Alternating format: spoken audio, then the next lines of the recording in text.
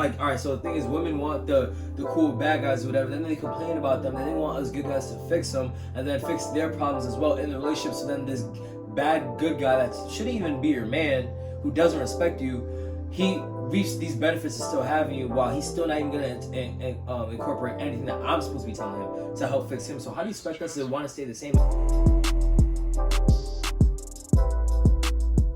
Welcome, everybody. This is the Rally Cry Podcast. My name is Angel. My name is Tyler. And I'm so excited because this... Why are you excited? I'm excited because you're here. I get you like that. I'm excited that you're here and you started this with such great energy. I like that. You know what? Just because you said that says a lot about you more than it does about me. Really? Enlighten me. Well, the light is already on you, so you're lightened enough. No hard. That shit tough.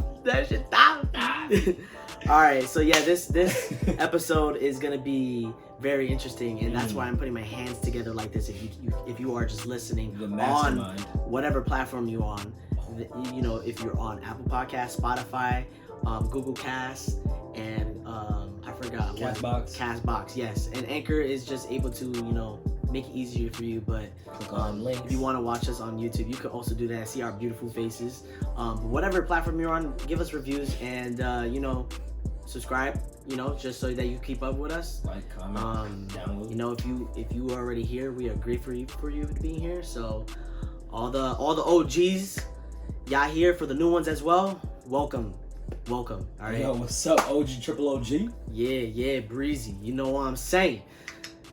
We're gonna start off with a question.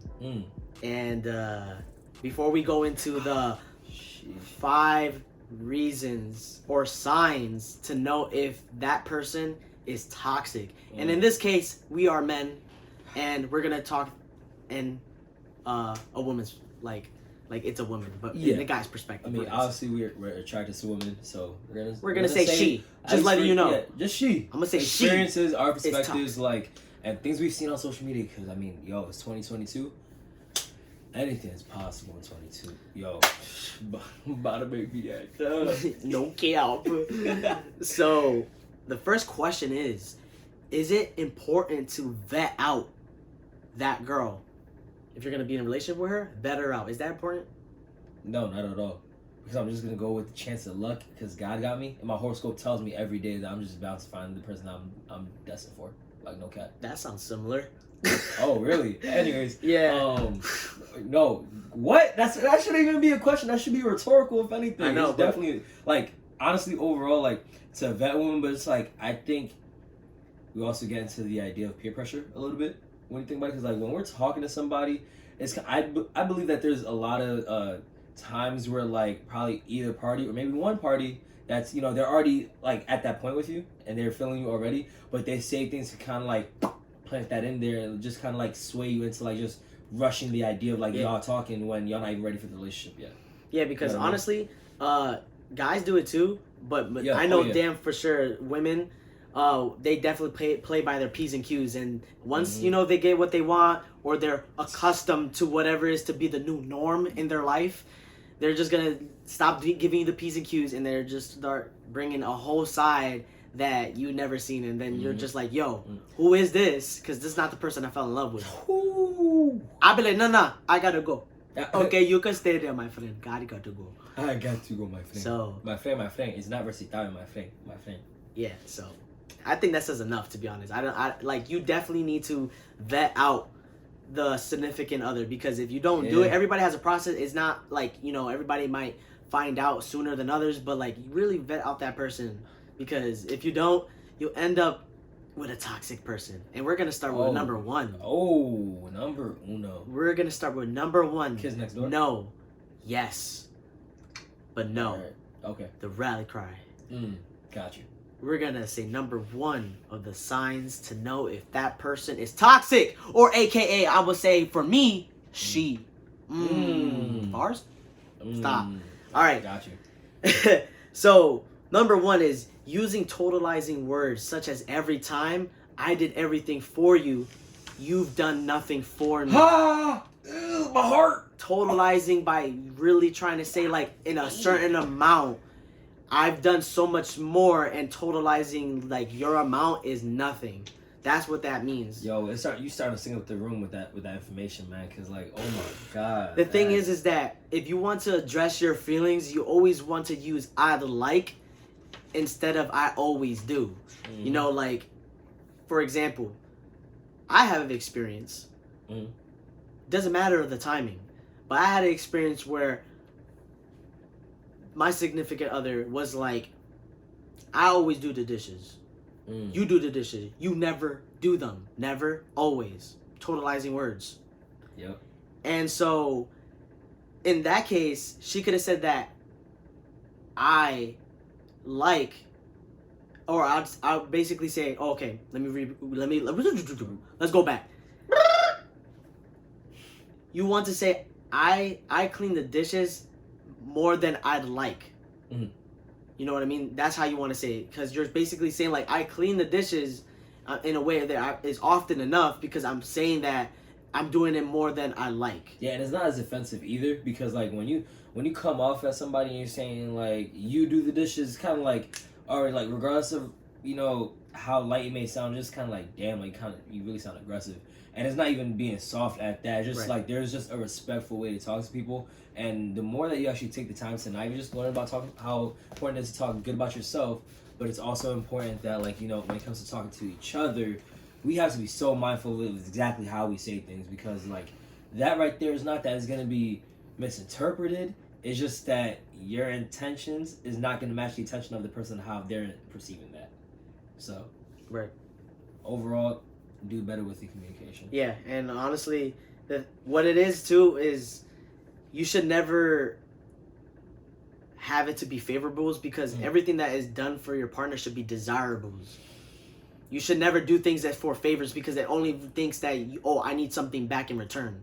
You cannot negotiate genuine desire. You never could, because genuine desire, you're naturally gonna want to do it. Like, it doesn't have to be acts at all, and it's just anything. This is your significant other. You guys are gonna be connected so well that you're gonna think for them. You're gonna think ahead. And you know what? I'm gonna think ahead. I'm gonna do this for him. Da da da. Whatever. Boo boo bop. I'm gonna do this for her. Whatever. Cool. But to try to like negotiate, be like, I'll do the dishes, but only like if you buy me this shirt, or like not even as if a favorable has to require money, but like only if you massage my back, because I've been working a lot and whatever. Like, it shouldn't. It's toxic only when you try to have to challenge it, as if like, why do I always have to do something in return? Like, it shouldn't have to be an equivalent exchange that's forced. Yep. So toxic. Oh my god, like very toxic. Huh. Yeah. And we're just gonna before we go to the next one, we're gonna take a quick break. So just give us 2 seconds. I'll love you in a second. Get y'all snacks. Hey, I know y'all need Sit time back, for it. Relax. Definitely be easy, keep it breezy, and don't forget the Kool-Aid. We're coming back. What are you talking about? Hey, man, all right. I know we're coming back. We'll see you in a minute. Hey. And we're back from the lovely break. I had to get some stiff. I'm hydrated. Yep. As y'all can see. A little snack. A little snack. Snacky whack. Y'all wasn't whack though. It was very fulfilling. Oh, so you got bars now, I see. Something like that. Yeah, listen to Big Sean too much. Sean Don over Don Sippin'. King Life. Oh shit. So we're gonna get right nitty and gritty into it now. We're gonna start with number 2. The number 2, knowing it, aka she's toxic. Talking in man's perspective, right? So when she asks you if you love her and gathers info on things to make it seem like it's unreasonable, like grab things that you do is like, yo, why are you even doing that, or why are you even doing this, blah blah, to make it seem like what you're doing is wrong, and that's a no. That's when she got to go. Especially if she's like a type to like joke about you talking to other girls, like be like, oh, you think she's pretty, or blah blah, and they do this laughing thing. That's because she's insecure. Yeah, so they try to overwhelm you like with these lists of things, like, why are you making a list of potential mistakes or like assumed mistakes? Because, you know, so try to overwhelm me with that, and then just like try to sit here and like interrogate me, like, why are you interrogating me? I did nothing to make you not trust me, but because you're already putting all this on me, like, especially let's say the relationship is in the early phase, like, that's even like, what is going on? Like, we're not even serious enough to actually, like, you know, be having these problems at all yet. Yep. So like that right there, just like, gotta go. Yeah. Nah. like some experiences for me for sure. So and honestly, the reason why they do that is because they think whatever it is that is in that relationship is like not fair. So they do these things to grab information and be like, yo, look, this is something that's not okay either. So they do these things to like basically justify their actions, basically. Yeah, and the thing is too, like, because they want the justification through their actions, is like they're going to the sad poor excuse, and it's so disrespectful, but love. I'm doing it like for love because like you don't do things like that for love at all, and you know, to try to gain justification and the actions that like you're just basically trying to control the relationship and just mold your significant other into this person that you want them to be, and kind of like a puppet, if anything, a submissive puppet, because that toxic nature, like you become the opposite of who you are because you're trying to please them, you're trying to make them happy, and a lot of us are convinced it's not even just somebody who's not even aware of how toxic they are, especially aggressively, but even us, we think that love is all these things, and we're taught to, you know, stick through it. But then there's sometimes like where you gotta think about yourself, and it's like, can I really do this? Yeah. Like, can I really do this? Like, exactly. And the more that you learn as you get older, like, it's Yep. That is a whole bunch of good detail. Thank you. That also goes to our next one. That's number 3. Reasons to know, or actually I say signs to know she's toxic in a man's perspective. So using love for the excuse to harm people and be aggressive. Either she changes or she gets out, bro. Yeah. And I'm gonna just say is either if I can't cut you out, I cut you off. Sean Don, Big Sean, my guy.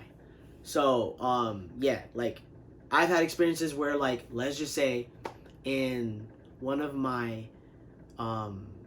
previous relationships, you know, I am having an argument with this person, and you know, I can't handle it at the moment because, you know, it's too much back and forth, aggressiveness, just yelling at each other. And what is one thing, you know, yelling turns a heart to stone. And so I gotta go. So I try to leave the house, and she doesn't let me leave the house. That's using aggression in a form of way of loving and caring because you don't want me to leave, or whatever the case may be. Or let's just say the other way, running away. No, honestly, it's a good idea to take a break for when y'all are having a very heated argument, because nothing should be an argument. It should always be a discussion. And if y'all can't put your feelings to the side to what is bothering you, then y'all need a break. And to emphasize that, I mean, something that we all universally know as the human community, what's it called? The Will Smith Chris Rock situation. Will Smith literally got up on stage with his award crying, saying that love will make you do crazy things. No, it don't, because if we were being realistic and mature and responsible, especially of a man of your stature in the movie community, or just being a star in general from as young as you were, it's like, why did you just save that for after? Whether or not you put your hands on him then would have been way better rather than being on camera, where there are billions of TVs that are accessible, even if they're from being viewed in the store, everybody's watching. Let alone, you don't even need a TV. They got their phone. You trending now. So it's like, why do that? And love makes you do crazy things. No. For what? For what? Over a joke? And I'm gonna now what? Lose money? Possibly get sued? Chris Rock got 6 months to even want to sue that. So he can change his mind anytime. Like, yo, nah. Love don't make you do crazy things. That's just trauma that they haven't confronted at all. Childhood trauma that they have not confronted. Yep. Hey. Yep. That's well said. And I can't, like, we're already bringing out some of the things that we're going to go, like, you know, 2 more signs to go. Foreshadowing. Yeah, we're really foreshadowing what we're going to say later at the end of the last one, which is number 5. But we're going to number 4. And that's when because we're talking in a man's perspective, right? When she leads you onto your beliefs as if she agrees with them, and she doesn't. They do this because they want to be accepted because of their previous, childhood trauma, they basically haven't felt that way of acceptance, if it's from their parents or friends when they're in school, and that's what happens a lot to people that are bullied. People that are bullied don't feel accepted, and so they go through these things in ways to say, yo, I agree with whatever it is that you want, just because I want to feel accepted. And then that's what happens there. There's compromising, and in a relationship there should never be compromises. There should only be final agreements.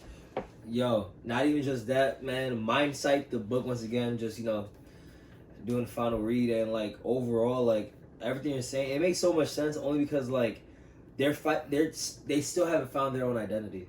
They still haven't. So like Naruto, Itachi, Uchiha said this: you're like a blank canvas that can be drawn all over.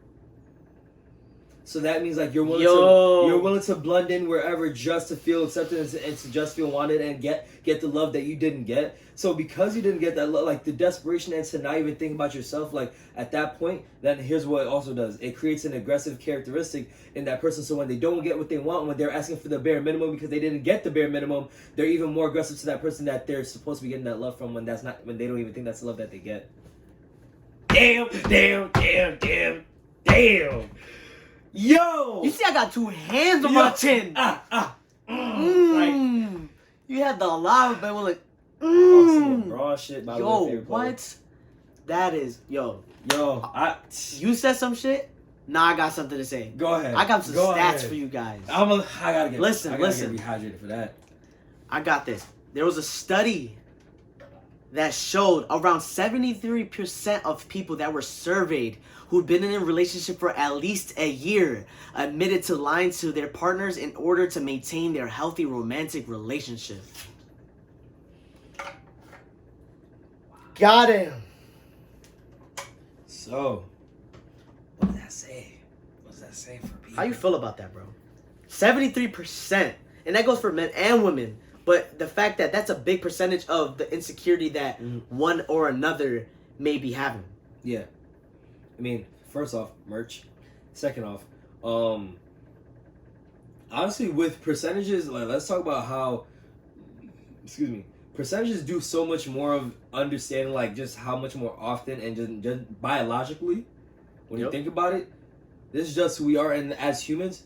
Okay, first off, example, we fucking suck. We can't even take care of the earth. That's one. Second, we can't even respect. Like, we look for love in all these places and think that we're going to find it, and where we just happen to be upon, but like we're forcing it and we just can't find it there because it's not the real love, because it's all mistaken to be something that like you just grew up with, thinking that that's okay. Like, you can't justify a lot of things, and that's a Yo, go ahead. You saying that? Tag in. Yo, Big Sean, you mixed the wrong guys with the right intentions.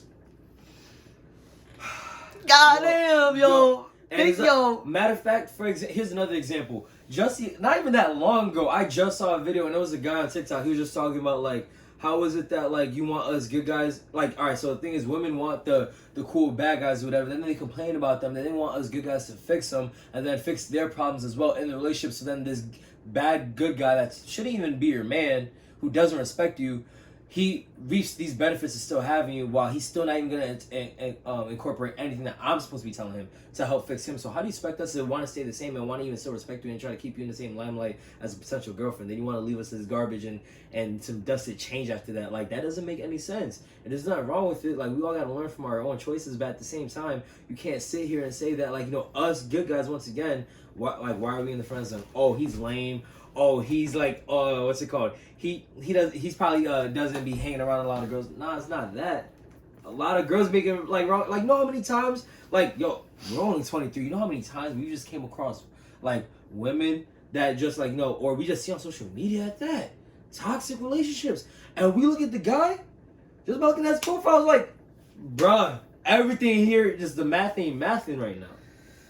Listen to this. This goes to another stat I found. Nearly 2 in 5 women admitted to obscuring the truth about how they felt about a partner's gift. And over 32% didn't always tell the truth about their partner's family. And that's, Could you imagine, like, imagine something like somebody just like telling you like big chance. You're not even gonna know if they're telling a lie, but like, what was the number again about the family? It was 35%. Wait, was it? It was 32%. So 32%. If you're in that 32%, imagine like the irony of finding out the truth about how they feel about your family.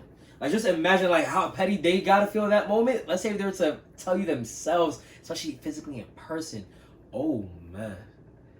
Oh man, like hearing that shit, like what? So I brought you around and you don't even respect my family, and they didn't even do nothing to you. Oh, that's stressing you out. I got another one right here. So we're gonna talk about big lies that men and women, do, right? Okay. So compared from women and men, women lie on infidelity by 25.3% compared to men 24.9. Basically saying that women cheat more. And I don't care about the gap. The percentages, look, overall, regardless of the gap, we can't keep saying niggas ain't shit. And then, like, y'all talk so bad on us and then say, like, I'm gonna find me a man, but it's like, look at the mantras that you're spewing. You're literally saying niggas ain't shit. So, honestly, you're gonna surround yourself by niggas that ain't shit. Because they're not gonna respect you enough, because that's all you're gonna talk about. And, like, you're preaching that all guys are, like, and that is wrong for guys to say it. But then one guy says it, 75 women just, like, on some harpy shit and like, God of War. Like, going crazy, like what? And so I'm gonna grab another one.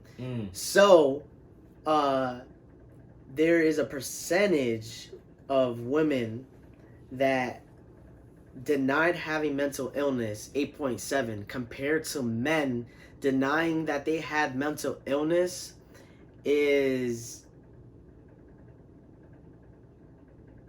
19%. And denying that you got mental illness, like, think about it like this, like, why would you have to lie? You know what I mean? And I mean, not saying masculine toxicity. Men don't like sharing their emotions because women also shame them for doing it because in certain ways. There's women that are exceptions to the rule, but there is a great amount of women that be like, oh, you're a wuss, you're this, that. And not only that, even growing up from a mom and then a dad being raised, men are being raised to like, oh, man up, you'll get over it, blah, blah, get up. And so, a lot of core values growing up, like, this is just how, like, systematically, biologically, everybody, like, there's a lot of men that, like, are just, like, raised in these households where, like, we're just taught to just be these thick meat shields of just, like, nothing is gonna affect us or whatever the case may be. And it shouldn't be like that at all, because now, like, when we do try to be vulnerable, we struggle with that, and then there's so much that's coming out all at once because of the fact that we do get the chance to release it. And trying to be vulnerable with somebody, that's a lot of trust. And once that trust is shattered, like, it just completely, like, changed our perception. We like instantly put our guards up after that. We will even struggle even further in trying to be vulnerable even further. AKA you get what I'm saying. Toxic. So yeah, not only we some of us people just end up being raised toxic, and we just have to find our ways out of it. Yo, what? Oh my gosh, toxicity is just natural overall. Like, everybody has their toxic tendencies. Like, nobody can say, oh, I'm not toxic.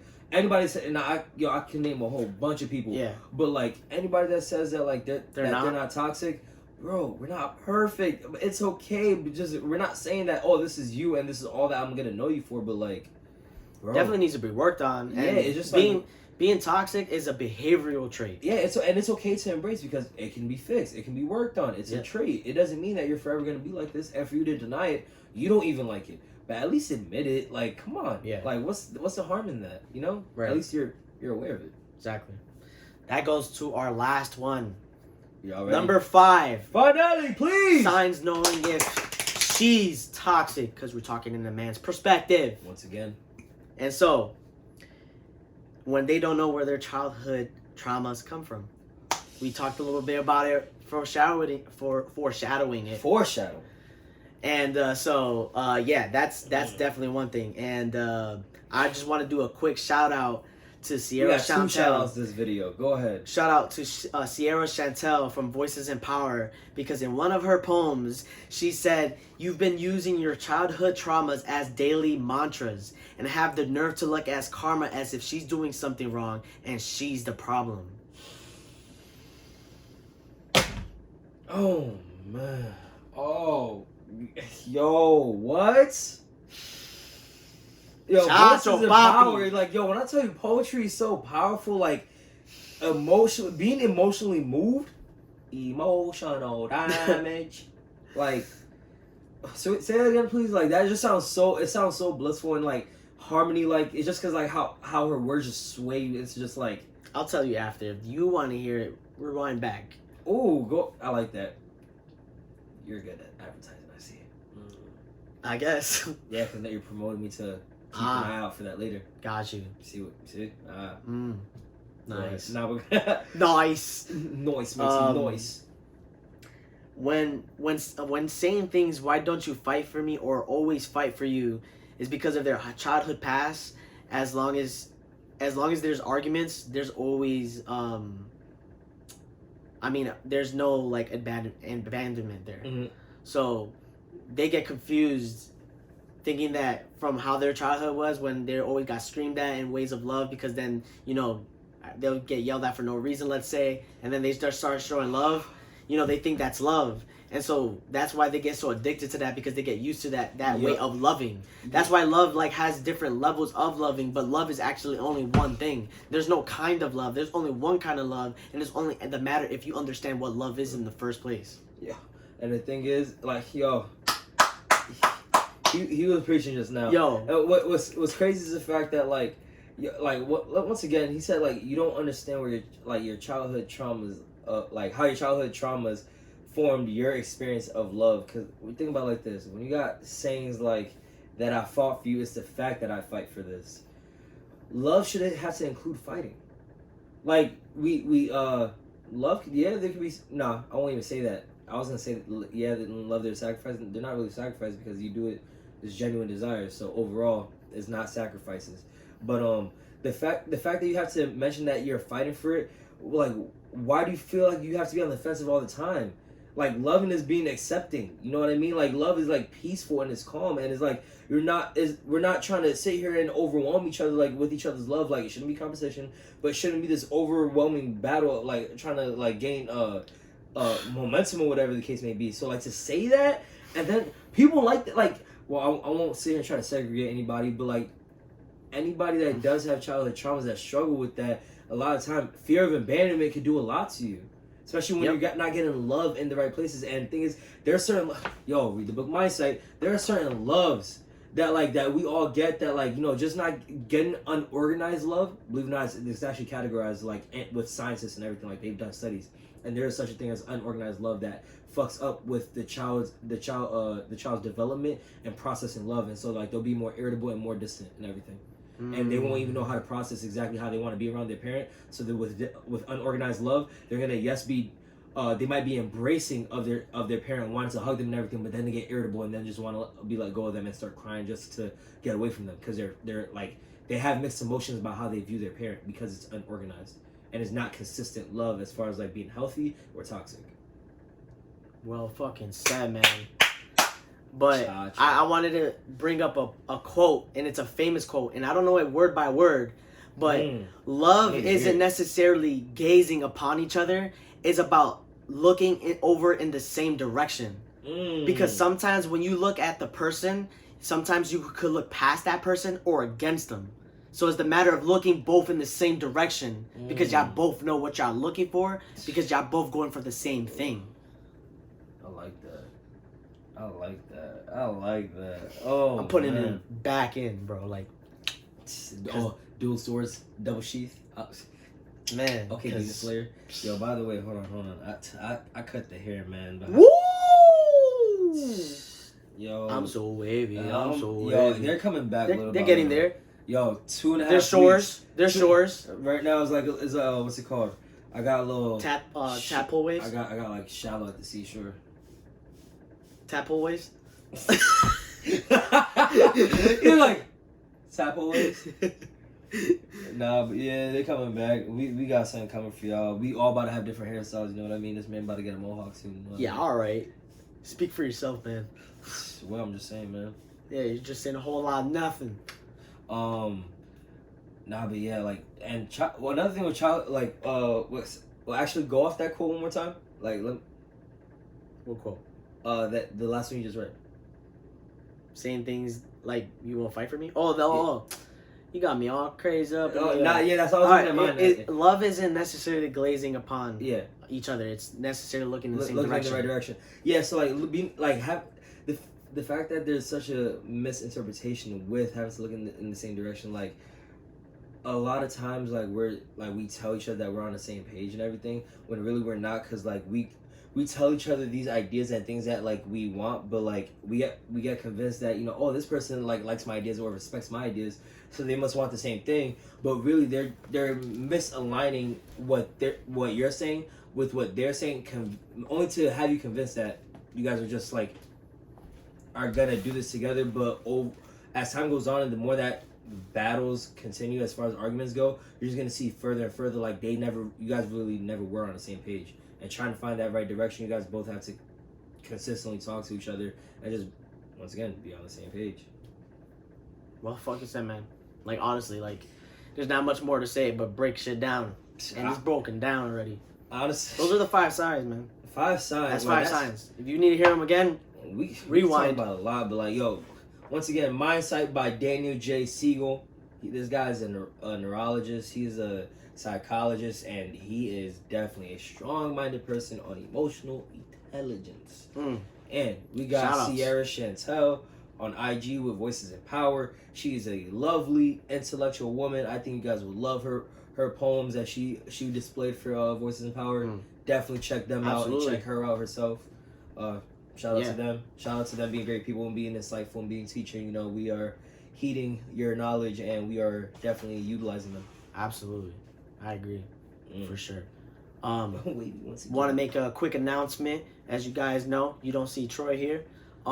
It's because he is now parting ways with us because he has other dreams and desires, and I'm not to explain on those because that's for him to speak on, not me.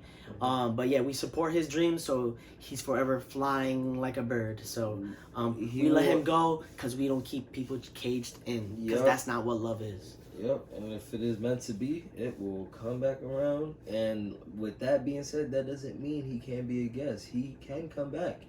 Just, you know, at the time, he has certain aspirations that he needs to achieve. And when those accolades continue to pile up, we'll be here. He might not be here, but we're still going to be all together, and we're going to be celebrating those accolades with him. So when the time is right, he'll be back, and we'll be able to share all the love and all together again. Yep. Bermuda Triangle, baby, but in a good way. It's not bad luck. We make our own luck. Like that. And if there's anything in this that resonated with you with these 5 signs, like, is there certain things that really stuck with you, or are you in a toxic relationship? Like, you know, let us know. Like, you know, things happen, you know, it's bound to happen to somebody, but it's just the fact that we experience them and then see if we could put those experiences into practice to learn from them.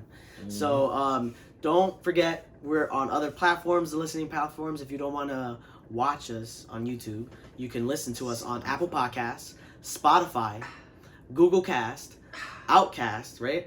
And Anchor just helps. Castbox, yes. I always get that one next time. This guy. You know, that one is not a really big one.